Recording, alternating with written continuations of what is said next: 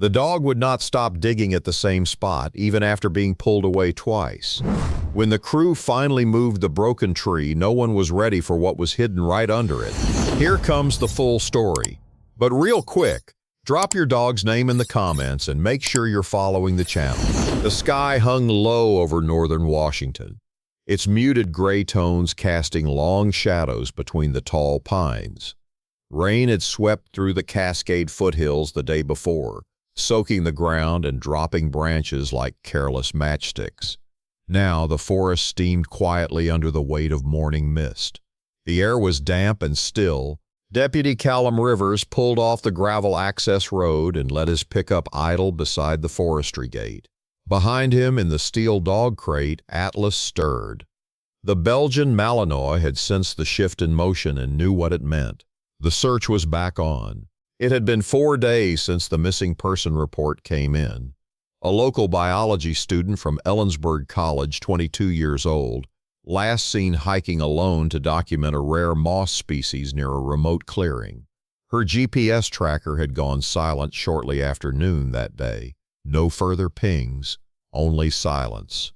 Volunteers and rescue units had combed the mapped trail in the valleys below. They had found her rental car parked by a narrow trailhead. Her bag had been recovered near a switchback ridge 2 days in, but no trace of her, no phone, no jacket, no footprints that lasted long enough to follow. Search efforts were beginning to lose steam, but Atlas had picked up something the day before. A scent just off the north-facing slope near the edge of a ravine where wind often swept debris into tangled drifts. It was faint, then vanished. Callum had marked the spot and brought the dog back today, hoping that maybe with the rain cleared, something would break. Atlas dropped to the ground as soon as the crate opened. His ears were sharp, his body tense. Callum fastened the long lead to the harness and gave the hand signal. The dog moved with immediate purpose, not erratic, not sniffing idly, but pulling slightly, nose low, tail straight. They moved slowly through the underbrush, water squishing under each boot step. Fallen branches cracked under the dog's feet, but he did not hesitate. 5 minutes in, he stopped. Not suddenly, but with a curious pause. His body shifted. His front paw scratched at something beneath a large branch. Half a tree, really, felled during the storm. The dog scratched once, then again more forcefully. Callum leaned in. It looked like nothing special. Just a collapsed pine, rotted at the roots, resting awkwardly on a pile of brush. But the way Atlas's body had locked in, shoulders tight, ears forward, it was not just exploration. He wanted something. He felt something. Callum noted the position with orange tape, then pulled the dog back gently. They circled the area, and twice more Atlas returned to the same exact place, scratching, digging, pausing, then resuming with more urgency. Whatever scent was under that tree, it had embedded deep. By noon, Callum radioed in a request for light assistance. A park ranger named Elise, who had been helping in the earlier searches, agreed to meet him with basic tools. She arrived with a winch, 2 shovels, and a skeptical expression. But the moment she saw the dog's relentless digging at the same patch of ground beneath the massive log, her face changed. No one trained dogs like Atlas to fake it. His nails had begun tearing up soft mulch. His chest was rising faster. Together they began clearing. Callum used the hatchet to strip away a mess of damp twigs and ferns, while Elise worked at loosening the soil along the log's edge. The tree was too heavy to move outright. They needed to shave away enough debris to slide under it. Maybe whatever was there, if anything, could be accessed from the side. But there was more than one story unfolding. Miles south, in a small town called Auburn, a family waited for answers of their own. A retired logger named Howard Clay had been missing since the previous summer. He had gone out for a walk one evening and never returned. His age, 71, and history of mild confusion made it possible he had gotten disoriented. But his daughter, Valerie, believed something else had happened. She insisted that her father had once hiked extensively in the Cascades and never would have vanished in town. She filed a case that got little traction. Just another senior citizen with memory issues, the report had said. But Valerie kept calling. She showed up in person 3 weeks ago, pleading with the ranger station to search a list of marked hiking spots her father used to visit. It was a long shot. They were already overwhelmed with the missing student, but her request was logged. In a weathered file folder deep in the ranger's office, one of Howard Clay's old trail maps had marked a clearing, a small meadow bordered by large pine outcrops just under a ridge near the same ravine where the dog was now fixated. No one had connected the two cases yet. No one knew the threads were crossing, but Atlas did. It took nearly 2 hours to make any real progress.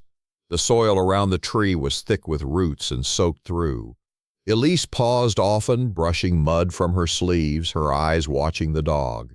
Atlas was not panicking or barking.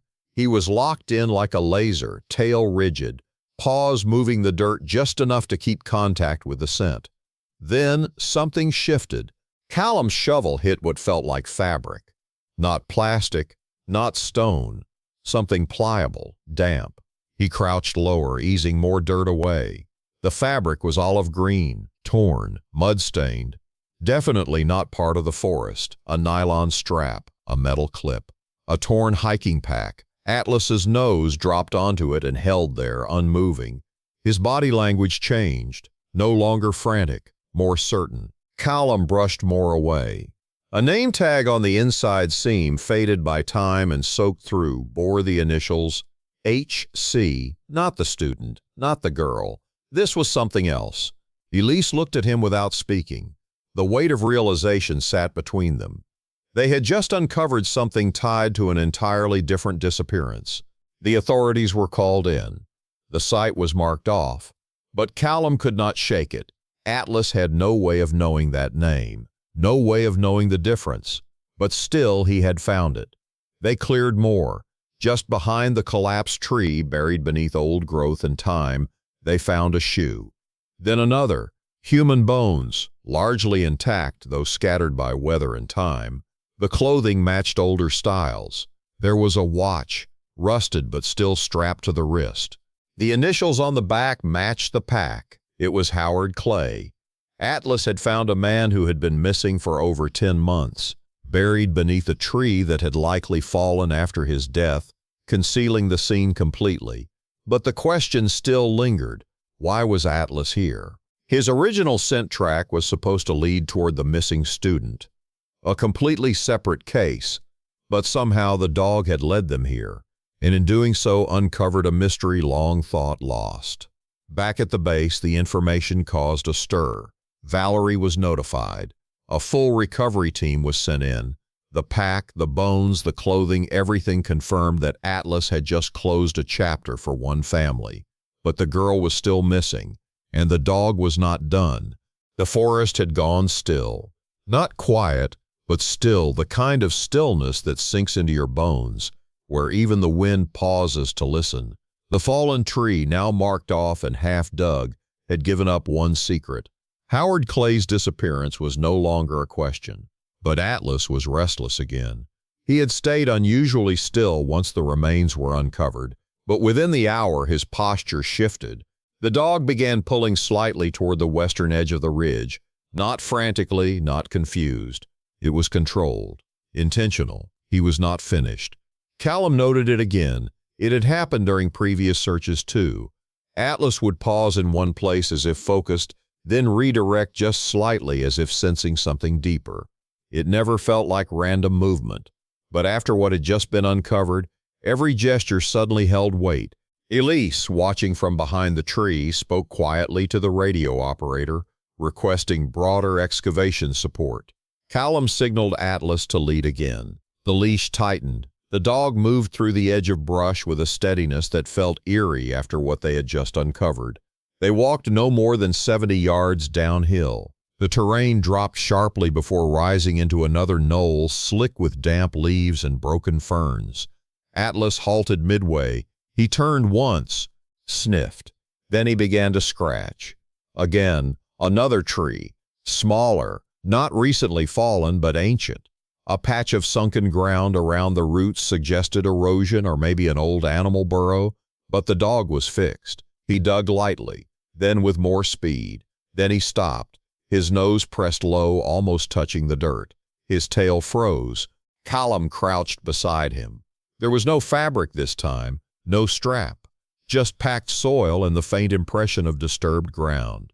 Elise arrived again with tools already prepared to dig. She had seen the same thing he had. Atlas's body had stiffened in that same subtle way. Not alarmed, just sure. They dug slower this time, not because of doubt, but because of what had already been found. 30 minutes passed before they saw anything. A layer of mulch gave way to a shallow pocket, partly natural, partly shaped. Within it, a clump of torn paper. Then something metallic, a plastic case cracked on one side. The contents water-damaged but still intact, a student ID card.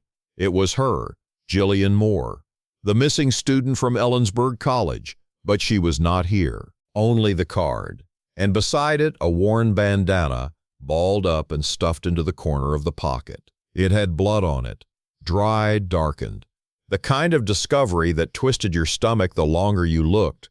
There was no body, but there was something else, scratched grooves along the base of a nearby stone, as if someone had clawed at it or tried to move it.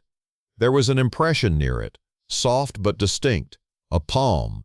Elise sat back and stared at the spot. It was not a grave. It was a place someone had tried to hide and failed.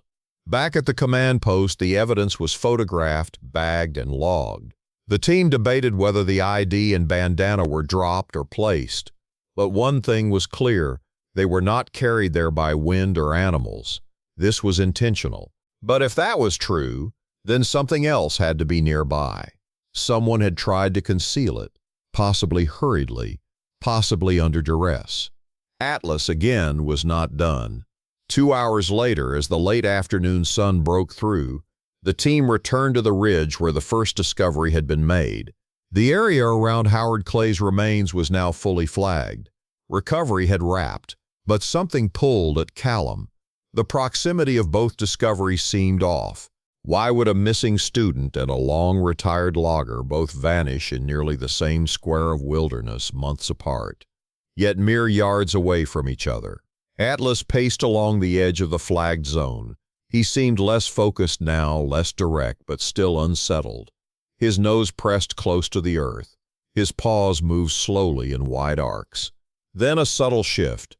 He moved east, 50 feet, stopped. Then again. Callum followed without command. The terrain here sloped into a narrow natural trench, likely formed from years of stormwater runoff. It was muddy but manageable. As they moved deeper, the tree cover thickened, and then Callum saw it. Atlas standing still, one paw lifted, his body locked. Callum froze. Atlas began to bark, short, firm bursts. Not fear, not aggression, alert. Callum radioed Elise again. This spot had clearly been disturbed. The earth here had shifted, leaves pressed in odd directions. Something about it lacked the chaos of animal movement. It looked brushed, covered, hidden. Someone had worked hard to make it blend. The digging began again, deeper this time. Within an hour they found it. A tattered hoodie, consistent with the description given by Jillian's parents. Beneath it, a boot, soil-stained. Then a small backpack. Everything led back to her, and then 5 feet deeper, and covered by a tarp weighed down with rocks, human remains, fresh. Not as decomposed as Howard Clay, not as old, likely 2 to 3 weeks. Lab results would later confirm it. It was Jillian Moore, not just missing, but hidden, covered, buried in an unmarked pit under a camouflage of forest floor debris. The watch on her wrist was still ticking. The discovery rocked the investigation. 2 missing persons, 2 different timelines, 1 forest ridge. The authorities ruled out accident. This was not someone lost to exposure. Jillian had been concealed intentionally. The scratches on nearby rocks, the scattered belongings, they painted a picture. She had fought, possibly escaped at some point. Her blood was on the bandana found near the false pocket. But why lead to Howard Clay first? How had Atlas drawn a path that revealed a second, older case, only to redirect moments later toward the student? Then came a detail no one expected. A small journal was found inside Jillian's backpack, mostly water-damaged, but tucked inside a Ziploc pouch were notes she had written on her hike. Plant observations, altitude logs, and one strange entry. Just 2 days before her GPS cut out, she noted seeing an older man across the creek, dirty, wearing a red flannel, waving weakly but not calling out. She had thought it was another hiker, but the description matched Howard Clay. It was possible Jillian had seen him alive. It was possible she had tried to help, and in doing so ended up lost herself. Investigators now believe that Howard may have wandered deeper into the woods in confusion. Jillian had seen him, possibly followed him. If she tried to help, she may have lost her bearings or, worse, encountered someone else in the forest who took advantage of the chaos. The strange placement of her belongings, the double-layered concealment, and the clear attempt to mislead someone else had been involved. There was no sign of that person, but the search dog had known. Back at the base, Atlas lay still now, resting after a long day. Colum sat nearby, reading over the recovered notes, his expression unreadable. There was no celebration here, just the heavy silence that came after terrible truths. But the dog had done what no one else could. He had followed a path that made no sense to anyone but him, and in doing so he had not only uncovered a buried man but pieced together the missing links of a second life lost. Yet even now there was a lingering feeling something had not fully surfaced. Why had both bodies ended up on the same ridge? Why had 2 lives intersected without connection unless someone else had chosen that ground for a reason? And if so, was there something else still hidden beneath those trees? The third day brought a cold shift in the air. Low clouds hung heavier over the forest, and the wind threaded through branches with a kind of unsettling precision. The ridge where both bodies had been found was now closed off. Yellow tape lined the perimeter, and trail access had been temporarily suspended to the public. But Atlas was back. Despite everything they had uncovered, despite how the headlines had already begun to print stories of a heroic dog that had found not 1 but 2 missing people, something felt unfinished. Callum had seen it in the dog's behavior even after the second discovery. Atlas had continued to pace, especially around the lower bend of the ravine. He would pause often, sniffing the air or staring long toward the edge of the slope, ears fixed, body still, and Callum trusted that stillness, because that stillness had never led him wrong. While forensic teams processed the scene and pathology reports confirmed the timeline of Jillian Moore's death, another discovery quietly shook the investigation. Elise, the ranger, had been reviewing older incident reports from the area, cases going back years. She had found something strange. 12 years earlier, another hiker had vanished not far from the same zone, different side of the slope, but within a few miles. A man named Carson Lake, 45, local, no criminal history. He had been hiking alone. His case had been ruled inconclusive. No signs of struggle, no gear ever recovered. But what stood out most was that the last known sighting of him was also within the same ridge system. In fact, one of the logs from that year mentioned a local hunter who said he saw a man resting near a large exposed root system by the stream bend. The same bend Atlas had started circling 2 days ago. Callum went quiet reading the entry. Then he stood up, gave a soft signal. Atlas rose like he had been waiting for it all along. They returned to the forest that afternoon. Elise joined them again, this time with only minimal gear. The rain had softened the soil. They followed the dog back down the slope, crossing beneath the same tree where Howard Clay had been uncovered, past the trench where Jillian had been hidden, and then deeper into the outer pocket of the ravine. Atlas moved with strange calm, not pulling, not barking, but circling a wide-rooted pine that jutted from a corner of the ravine wall like a skeletal hand. Its roots were thick, coiled above ground like a knot of driftwood. The dog paused, then gently placed a paw on one specific root. Scratched once, then lay down. Just lay there, quiet, watching. Callum approached and knelt down. It looked like solid ground, but up close the root had a subtle cavity beneath it, a hollow where water had likely worn away soil over years. A perfect natural pocket, one that could be used for storage or concealment. Callum cleared it gently. The earth fell away easier than he expected. Inside, they found a plastic container, old, weathered, labeled faintly with tape. It was not a body, not this time. It was a cache. Inside the container, a wallet, some keys, a small folding knife, and several old hiking permits. One of the permits had a name, Carson Lake. It had not been discovered before, because no one knew where to look. But the dog had, and while the permits did not confirm a death, it did something else. It placed a third person in the same region, deepening a pattern no one had dared call deliberate. 3 people, 1 ridge, 12 years, no answers, until now. Back at base, Callum sat across from a whiteboard crowded with timelines. Jillian Moore, Howard Clay, Carson Lake, all drawn to the same area, all found or traced thanks to Atlas. But none had gone missing at the same time. There was no overlap, no direct connection. Then Elise noticed it, a detail in the topographic maps. The ridge they were working on, it was never part of the main trail system. It sat on the edge of 3 mapped routes, just far enough from each that no one would accidentally end up there unless they went off path or were led there. The ravine, the fallen trees, the dense brush, it was the perfect place to hide something or someone. And just when they thought the mystery was ending, a photo from the pathology team came in. Jillian's body had an unusual contusion along the inner elbow, blunt trauma that didn't match a fall. And beneath her fingernails, fibers, synthetic, red, like the fabric of a jacket, the same kind Howard Clay had been reported wearing. Investigators couldn't say what exactly happened between Jillian and Howard, but the working theory shifted. Jillian likely followed him out of concern. If he was injured, she may have stayed with him, maybe even tried to go for help. But someone else could have intercepted them. Someone using the ridge to their advantage.